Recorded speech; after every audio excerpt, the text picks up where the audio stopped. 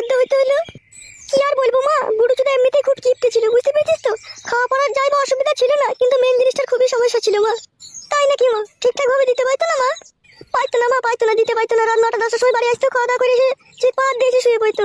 তখন আমি কি করবো? কাদা কুকুর তো আমার উপরে চাপবে না। তখন আমি ওই লজ্জা কিসের মা, বল বল বল, লজ্জা নাই বল তুই। তখন ওই কাদা কুকুর বেটা শুয়ে থাকতো, আমি লুঙ্গির ভিতর দিয়ে হাত ঘুরিয়ে ওই যন্ত্রটায় হাত দিয়ে লড়িয়ে লড়িয়ে অনেক খুন থেকে থারো করতাম। যাই বা থারো থুরো করে দিতাম, তো আমাকে আবার গাল দিতে বলতো, খান কি আমি তোর উপরে চাইবো না, তুই নিজে নিজে নিবি তাহলে। তাই নাকি মা? ও বিশাল কাদা কুকুর বেটা তো তাইলে। হ্যাঁ মা। দিয়ে তারপর কি হয়েছে বল মা বল। তারপর ওই কাদা কুকুর বেটা তো আমার উপরে চাইতো না। তখন আমি আর না থাকতে পেরে লুঙ্গিটাকে খুলে টেনে ফেলে দিতাম, ফেলে দিয়ে ওই উপরে চেপে কোনো রকম একটু ঠিকঠাক ভাবে হইতো মা, দিয়ে বাস আপনি লেটে যেত। তাই নাকি মা? তাহলে ফাঁকা কুকুর বেটার ডান্ডায় কোনো কাজ হতো না? না মা, কোনো কাজই হইতো না। তাহলে তুমিই বলো, এত কষ্ট নিয়ে কি করে আমি ওর সাথে সংসার করবো বলো মা বলো। ঠিকই করেছিস, সাদা কুকুর বেটাকে ছেড়ে চলে এসেছিস। ও আসার সময় ওর ডান্ডায় গরম পানি মেয়ে আসতে পারিস নি গো। সাদা কুকুর বেটা আমার ফুলের মতো মেয়ের জীবন নষ্ট করে দিল। সাদা কুকুর বেটার হলে যে অন্যটা বিয়ে করতে গিয়ে বলেছিলাম আমার মেয়েকে। তারপরে দিলীপ কাদা কুকুর বেটাকে ছেড়ে দেওয়ার পরে এই সাদা কুকুর বেটাটাকে বিয়ে করলি নাকি? না না মা, এর আগেও আরেকজনকে করেছিলাম, আমাদের পাড়ারই একটা ছেলে। তাই নাকি রে মা? এর আগেও বিয়ে করেছিলি? হ্যাঁ মা, একটা বিয়েওয়ালা ছেলেকে বিয়ে করেছিলাম, তার ঘরে বউ ছেলে ছিল।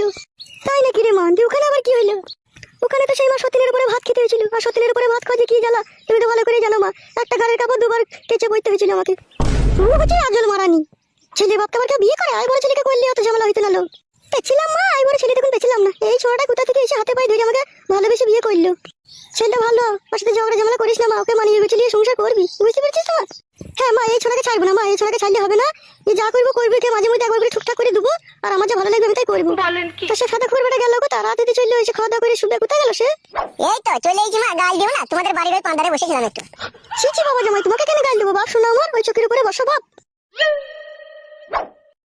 চো মা, রান্না করেছো, চারটে ভাত দেবো জামাই বাবাজিকে এনে দিবি চো। হ্যাঁ মা চলো।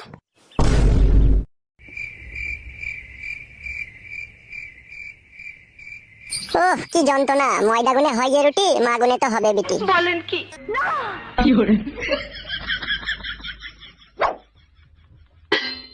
কই গো, এসো গিলে নাও। ওই রকম কথা বললে বড় আমি খাবো না, বড় আমি কি তোদের বাড়িতে খেতে এসেছি নাকি তোর মাকে লিখতে এসেছি?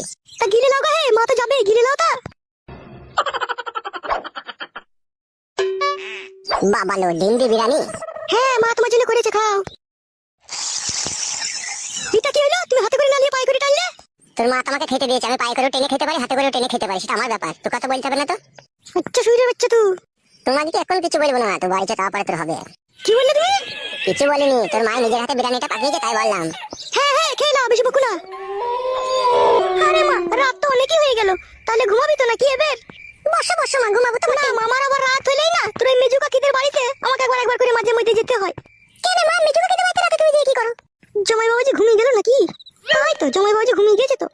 আর বলিস না মা, তোর ওই মেজু কাকির লারের সমস্যা নয় গো, যে এই মাজাতে যন্ত্রণা করে, তাই আমি মাঝে মধ্যে গিয়ে ওই একটু শালিমার নারকেলে তেল দিয়ে টেনে দিয়ে আসি। তাই নাকি মা? কবে থেকে হয়েছে রে ওর সমস্যা তাহলে? অনেক দিন থেকেই হয়েছে রে মা, অনেক ডাক্তার পানি দেখাইছে, ঠিক হচ্ছে না। তাহলে ভারী যন্ত্রণার কথা শোনালে তোর মা তুমি?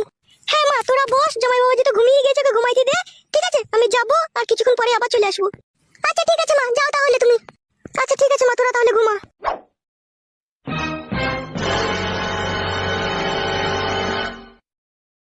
শাশুড়ি লাউড়া কোথা গেল আমাকে দেখতে হবে বড়া।